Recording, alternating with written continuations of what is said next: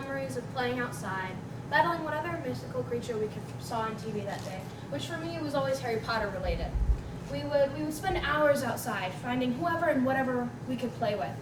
Parents, family members, siblings, dogs, neighbor kids, imaginary friends, anything you could ever think of, creating our own game rules and our own universes in just a few hours. Now, when I see my 7-year-old brothers, instead of a steadfast imagination that could build these universes, they already have them conveniently placed in front of them, all wrapped nicely in pixels. Technology has integrated itself into my brother's daily life, verging on the extreme, having to bargain and plead to go play outside or even go play on the trampoline they got this spring, which leads me to the horrific problem that we face. The tech we give to children at a young age is incredibly detrimental to them and to our future. Now, technology started showing up in schools around 1990, and teens were integrated into this modern and vast world that would change their life. And that was great. But nowadays, 42% of children use tablet devices such as smartphones, tablets, laptops, the works. And that is insane compared to the 1% that used them in 2011, according to NPR. Not only that, but according to Statistica, 39% of children use smartphones in the US and spend up to 2 hours and 19 minutes on those devices. We all see this as weird and strange, and this is definitely not what we grew up having as kids. But does it really do anything to them? The answer is yes. It is incredibly harmful in so many ways. It decreases their communication, which later in life can affect them in developing meaningful relationships. They develop an addiction to these devices, a very, very strong addiction that is similar to drug use. And it can lead to mental, emotional, and physical problems. In this society where children are everything to us, we need to be taking this far more seriously than we are. Our future is at stake. Now, how is it at stake? The use of technology is completely decreasing young children's ability to communicate in so many different ways. So, devices give them stimulation. It sets things off in their brain, and it gives them it gives them some form of stimulation. As a baby, their stimulation was playing with their toes or peekaboo. This not only developed a verbal response, a giggle, but it also created that parent and child contact that you needed as a baby. And as kids, your communication and your stimulation should be something along the lines of playing with something you can see and feel and talk to, or maybe not even see and feel. Imaginary friends create communication skills because they feel as if those are real.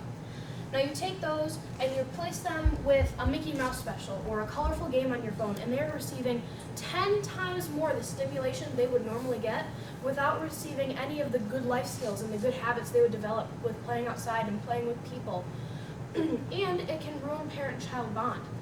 Instead of peekaboo, when you put your kid in front of a movie, it completely detaches them from you. You don't get that bond, and it will affect them so much later than you think it could, being babies.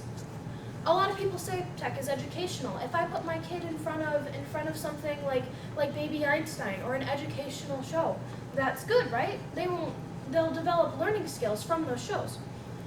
If that were true, I wouldn't be up here. Because while that may be true, the copious amounts that we use them nowadays completely negates the fact that it could in fact be educational.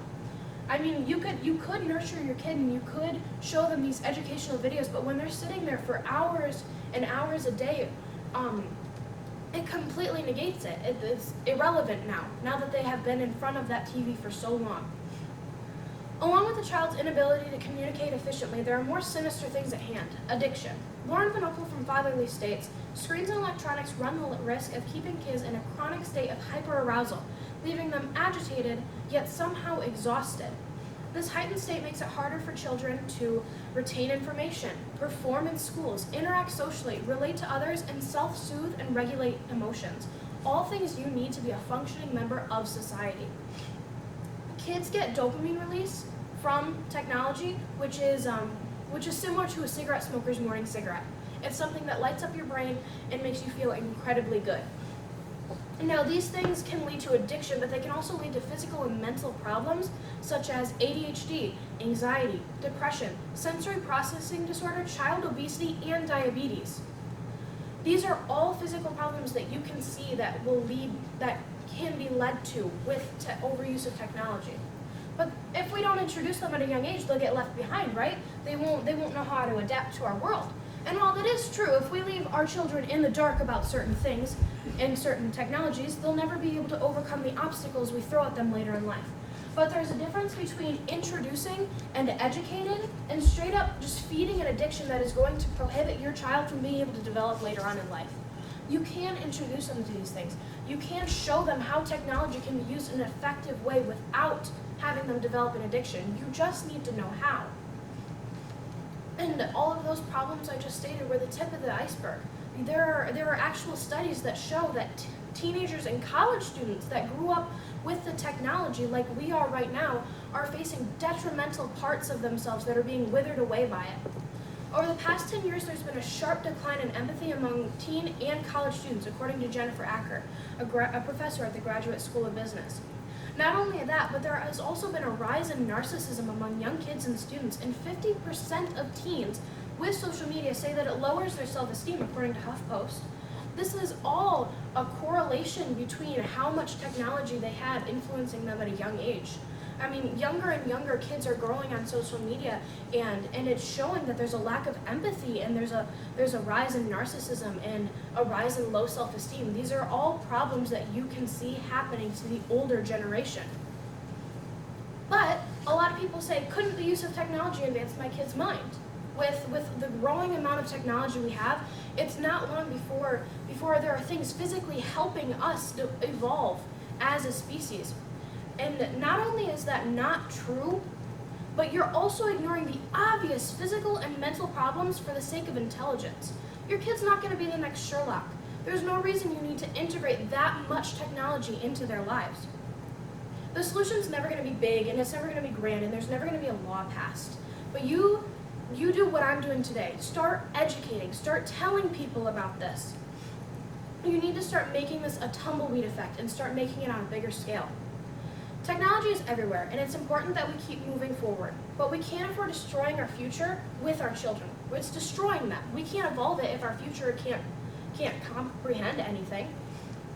It's detrimental to their communication skills, and because of that, it will ruin future relationships. It could also stunt their growth in academics and other educational aspects of their lives because of the mental problems it face.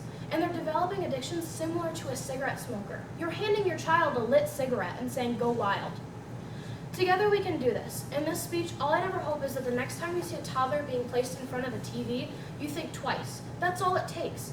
Think twice. Because for centuries, just thinking twice has been the spark that has changed everything.